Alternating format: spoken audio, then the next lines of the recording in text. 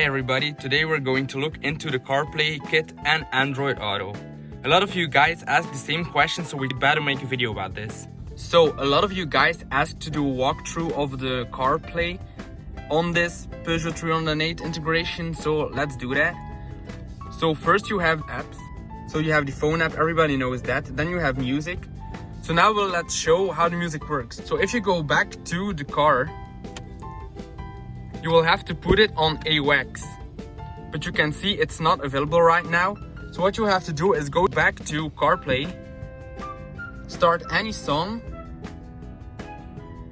let it load, and once that starts playing, and you'll go back, go to source, it will show AUX. If you then go back, you can see that the music is playing.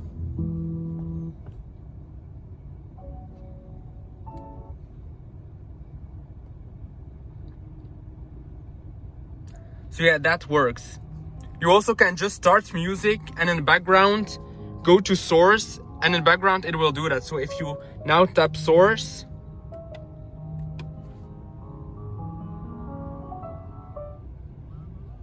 you go back to FM. But if you want to go back to source, you just tap 3 times. You'll have to remember how many times to tap, and you go back to the music you're playing in Apple Music. So yeah, that works fine. It's really easy. You just have to remember how many times you have to tap the source button to get into the AUX source. So basically it only detects AUX input once there's already audio playing. So yeah, just remember that before you want to listen to music, because sometimes you will be pressing the source button and like nothing will happen. So it's really handy to know that. So when you go back, you'll just have maps. It's like really fast.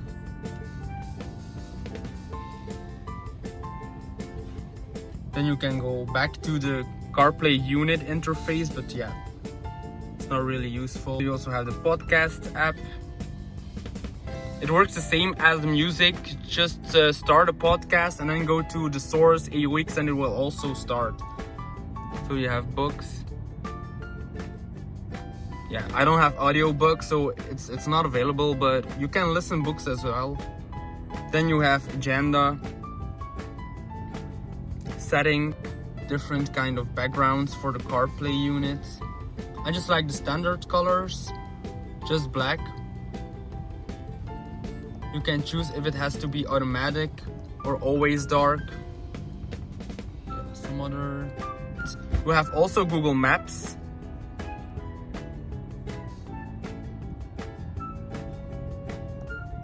It just works the same.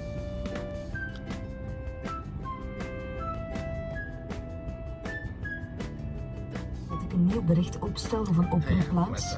If the buttons still work, so yeah, it still works. You can skip every music like this. You can use the volume. You can just access the AC controls by pushing the buttons on the side of the screen, and then you will go back to the car settings. Very handy and fast, I think. And if you want to go back, just press list and hold, and it will go back. So you can just push the buttons, change the AC and go back with list. Or if you're driving, just press list, change the buttons and go back. I think it's very handy, very easy. I would really recommend upgrading because it's really worth it. You also could see in one of our previous videos that we've installed the backup camera. You just put it in reverse and it will pop up. It's like very nice, and when you go out of reverse, it just switch back.